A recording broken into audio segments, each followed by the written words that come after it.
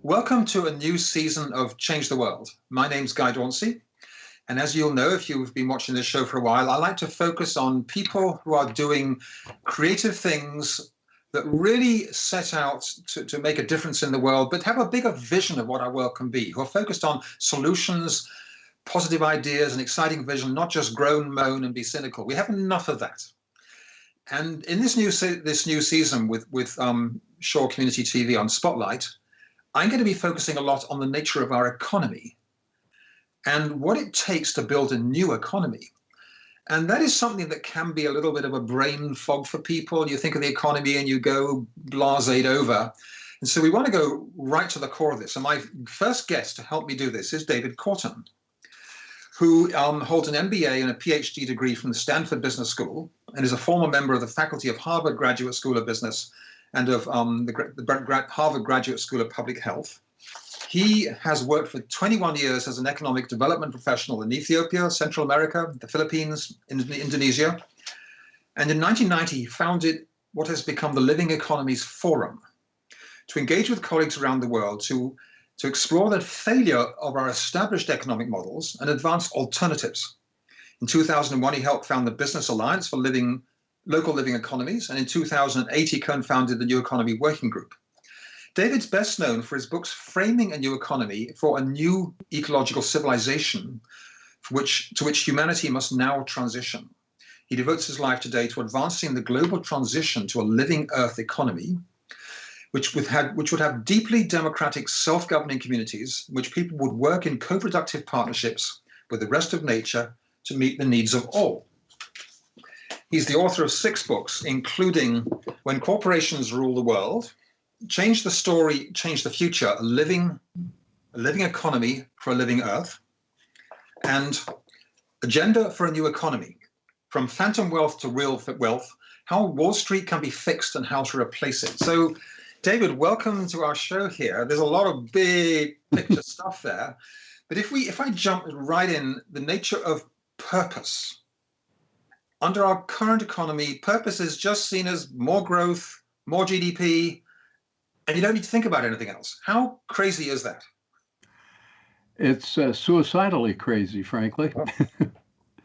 Summed up very simply, we are destroying Earth's capacity to support life in order to grow the financial fortunes of billionaires. And caught up in an economics that has us believe that money is wealth and making money creates wealth. And every aspect of the fallacy is so self-evident when you look at it. To start with, our real nature as human beings, we're living beings. We're born of and nurtured by a living Earth. And our well-being depends on the well-being of Earth. But we've got an economics that pays absolutely no attention to the well-being of Earth, completely ignores the health of the environment, and has us measure our well-being by the amount of money we have, which ignores the fact that money's nothing but a number. It once was a number on a gold coin, then it became a number on a piece of paper. And now it's a number we can't even see in our computer. But somehow we've got this crazy notion in our head that if we're growing these numbers, we're getting wealthier and we're going to be better off. But in fact, we're destroying the very thing that our very existence depends on. So I think it's a pretty stupid economics that we're caught up in. The way economics is taught in virtually every university around the world is based on what's called neoclassical economics. And they make this, to my mind, questionable assumption that every human is always self-interested, which means selfish and greedy. And clearly we know that that's not true. Why is it that well-credentialed academics, professors, Nobel Prize winners, all that sort of stuff, go along with such a crazy definition of what it is to be human? Well, it's a very good question.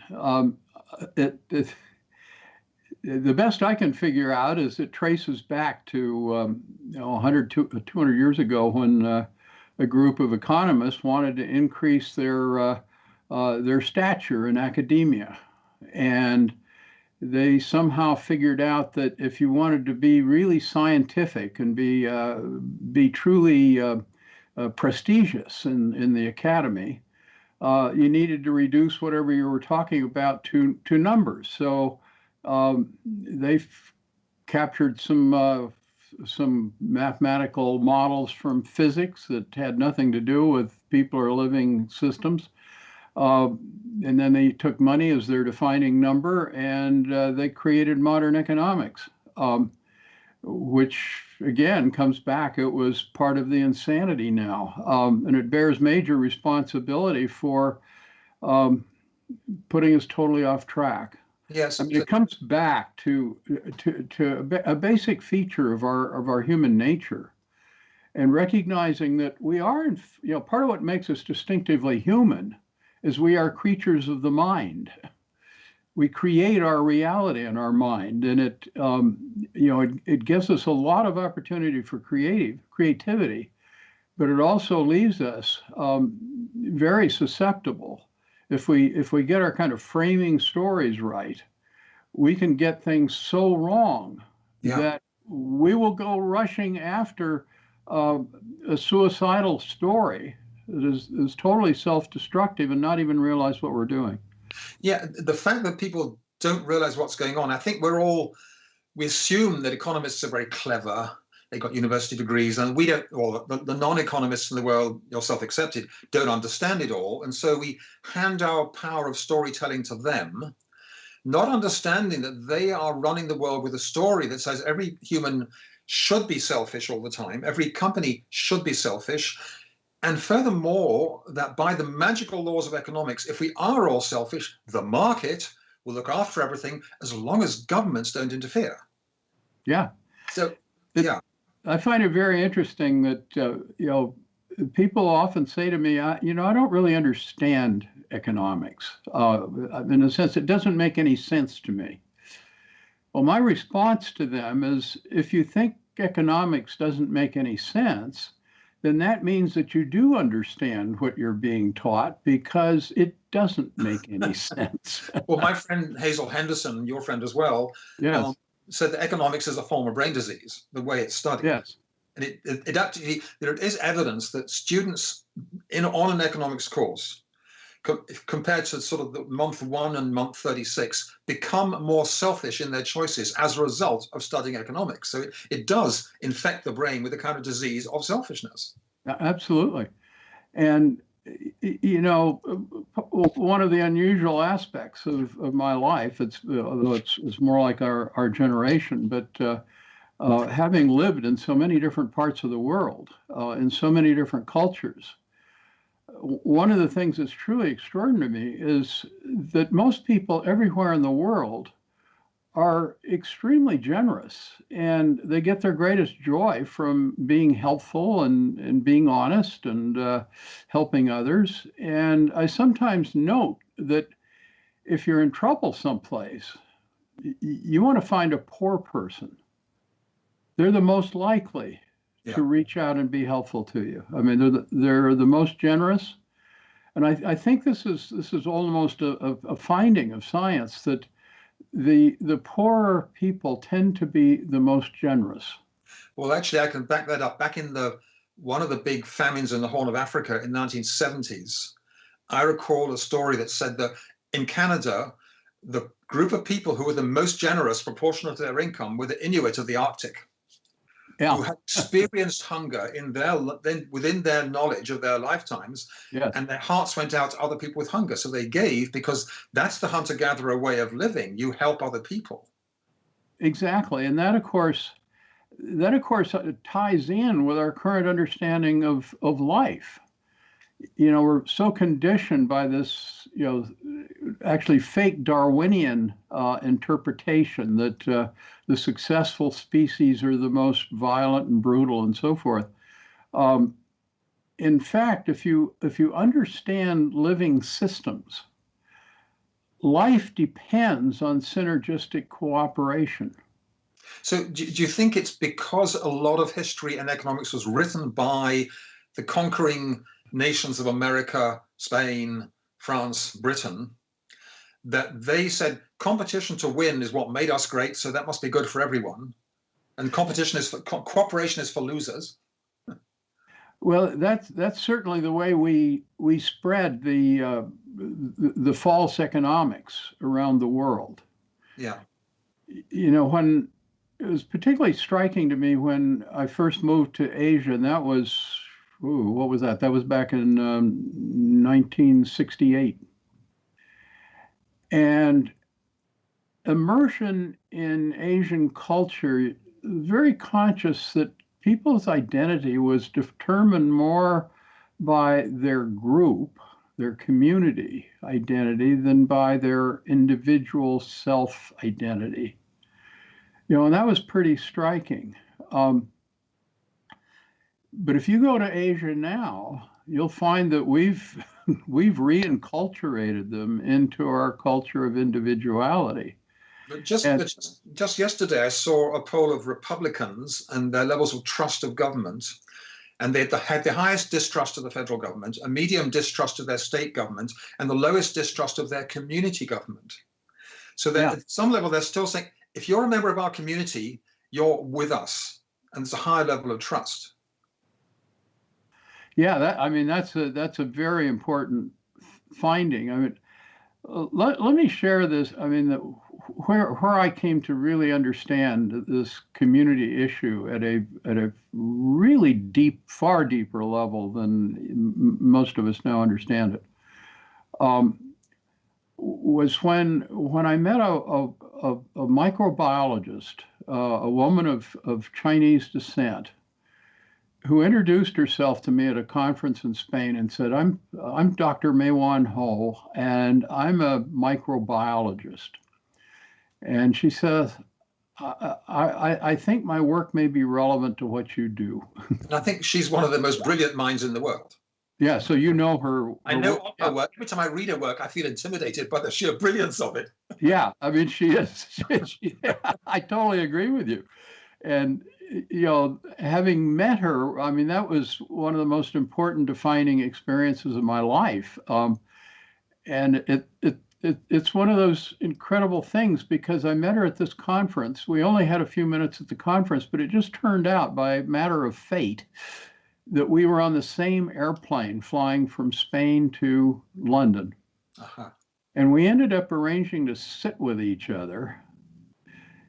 And by the time I got to London, well, I went from London then to New York. And by the time I got to New York, I had outlined my next book based on her frame. And here's what she told me. She says, I'm a new biologist. So what's a new biologist? Well, she says a conventional biologist will take a living cell, grind it up, study its chemical composition, and think they have learned something about life. I study living cells and how they manage the constant flow and exchange of nutrients, water, energy, and information. Yeah. So that's a living cell. Right. And then she says, take your body. Your body is comprised of tens of trillions of individual decision-making living cells. And it is through their self-organization with one another that creates your body, which is the vessel of your consciousness and the instrument of your agency. And you step back and you think about that. And first of all, it's obvious once you've heard it. Yes, that's got to be the way it is. Yeah. And two, oh my God, that is so incredible. And my field is organization, how you organize business and so forth. So I don't know how does organization work? And you take that as an organizational problem and it just blows the mind. There is nothing in organization theory that comes close to even identifying it, let alone understanding it. If we're now going to craft a living economy in which communities and workers and banks, whatever, self-organize in order to be able to exist in a new ecological civilization, Yes. what are the key in visualizing this new economy based on mutual self-organization so that we cooperate together? What are the thoughts that come to your mind about the shape of that economy? Well, you got to take it to another level. That the fundamental underlying principle is recognizing that life exists. Life can exist only in diverse, self-organizing communities that self-organize to create and maintain the conditions of their own existence. So you take this from our individual body and take it to Earth. And the recognition that of all the planets we have identified so far, we have yet to identify any other planet that we have reason to believe has surface conditions similar to those on this planet that allow our existence. Right. So I could make a good argument that as a global market economy, we are self-organizing to meet our human needs, but we're doing so as if nature is irrelevant. Well, not only is nature is irrelevant, but as if only my needs are important. Yes. Yes. And of course, you got to go back a minute with my story laying this out. Why is Earth different from other planets? The reason is, as we understand life's evolution on Earth, it is because the living organisms over billions of years on Earth have transformed the surface of this planet to meet the needs of more complex forms of life. Yeah. Now, again, we absolutely know that this happened. How it works, we still haven't got a clue. Well, we know there was 4 billion years of planet Earth when only life was in the ocean. Yeah. And only 400 million years was it able, because of the carbon dioxide the ocean had created, for it to come onto the Earth. And then but for before the Earth, it was in the ocean, it wasn't any place. Right. And on the Earth, all that soil had to be created. Yeah. By microbes, by whatever, before anything could grow.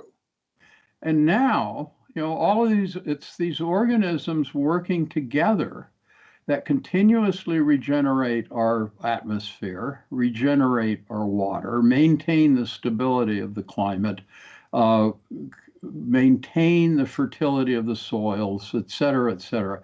Every aspect of the regenerative capacity of this planet traces back to these self-organizing processes of life. Yeah. So we as humans have to figure out, wow, how do we organize in a way so that we meet our needs in a way that maintains the capability of Earth to maintain us? Yeah. But that when you look at, say, the dimension of Earth, which is our atmosphere, without which we can't exist, and the relentless selfishness of the fossil fuel corporations that believe they can pretend there's no problem with the climate crisis. Yeah. And the very short time frame that we have to turn that whole thing around and get to 100% renewable energy, where do your thoughts go in terms of that challenge of moving from the destructive, selfish world to a regenerating Earth and a regenerative economy? Yeah. Well, the first thing is getting our story right. Yes. I mean, that seems very simplistic, but because we're creatures of the mind and we create our future based on whatever our defining story is, that is absolutely foundational. So only once we have recognized that we are living beings dependent on a living Earth, then we begin to think about, oh, well, I guess what we ought to be focused on is an economy that secures the well-being of Earth and humans. Yeah. Okay, then we recognize, I mean, these are kind of rough statistics, but the prevailing current figure is that we currently consume at roughly 1.7 times what Earth can sustain. So overall, and I should add, in North America, it's 3 to 4 times what Earth can sustain. Yes, absolutely. And of course, we've got this extreme inequality of 26 billionaires Yeah. have wealth equivalent to the poorest half of humanity. Yeah.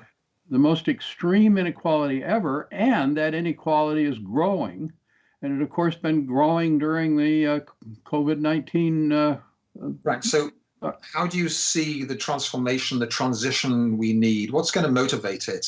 And feel free to talk about the election coming up in America this fall and the choices, the dependency of that. We are making this phone call in August. In 90 days, there's going to be a big election in November. Yeah.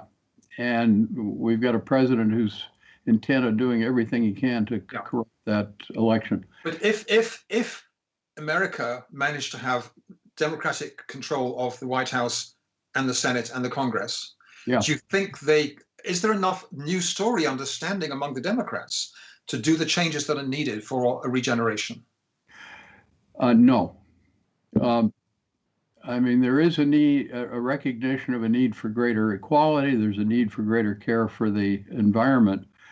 But I don't get any sense of an understanding in depth of this deeper story, and the extent to which we have to significantly reduce our overall consumption.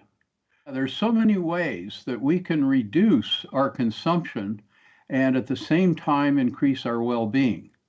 The most obvious is doing away with war and the preparation for war. That would make a huge difference. And then all of the aspects of of consumerism and the consumer economy, which is not about well-being, it's just about just about consuming things to make rich people richer and grow GDP. Now, when you come back to the political system, we need to recognize that by the nature of it, politicians can only go so far in leading. The real leadership basically has to come from the population and the demands of the population. And the leadership then comes from the people who are the deepest in their understanding and their concerns, then developing awareness throughout the culture and the population, building the political demand that comes back to the politician and says, you better get this right. And then, the progressive, the good politicians jump on board. So I run into people who are very progressive minded who say that if I hold a vision of a new ecological civilization, that we can manage this transition, they say, you're crazy, you've lost it. We have to reduce our consumption by so much that no one will do it. I respond by saying, if you take the city of Copenhagen, where close to 50% of people cycle to work and school, and imagine all cars being electric, and they've got their homes, using district heat system with biomass and stuff like that. So they're reducing their ecological footprint by 80%. And there's no loss of quality of life. In fact, there's a gain of quality of life because they're cycling more slowly, they're talking, there's a higher social capital and social wealth. So when the language of reduce your consumption makes people afraid that life will be worse, but actually what we're doing is increasing our social and ecological wealth. Yes, that's very important to help people understand. At the same time, as much as I want to go with your analysis there, I mean, the basic analysis is fine, but everything I know about the reality of how fast we have to navigate this change that is so deep, so fundamental, and so far from most people's understanding, that by any rational analysis, we are already too late. Right. But in the 1930s, we had the 29 crash, and then the recession was in full depression by 1933. Everyone's feeling lost and confused and hopeless. And then Roosevelt comes in and brings in the New Deal with thinking that Americans had never heard of or seen of before. And we get a total new paradigm of the role of government in able to do things, which now we take as normal. But wasn't that if we have an equivalent kind of turnaround in the 2020s with a Green New Deal plus, is it possible? That's not an argument in which I want to challenge you, but also recall that to achieve that change, with Franklin Roosevelt also required World War II. Towards the end of it, yes, but he had to fight off the Wall Street barons who were trying to stop everything he was trying to do, and he had to did, but defeat them. it was ultimately the war that led the transformation. Yeah. Now, where I come out on this is, and of course, this change has to be global. It's not just the United States. I understood that, yeah.